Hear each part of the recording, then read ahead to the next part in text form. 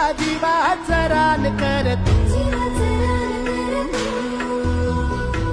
पेटून राहू भार वादळ वाऱ्यातील तू, पडू दे ठिणगी लागू दे बनवा आईचं ऋण फेड तू। नागरिकांना ज्यांना ज्यांना मदत लागेल अशाने आमच्या या हेल्पलाईनवर त्या ठिकाणी संपर्क साधावा।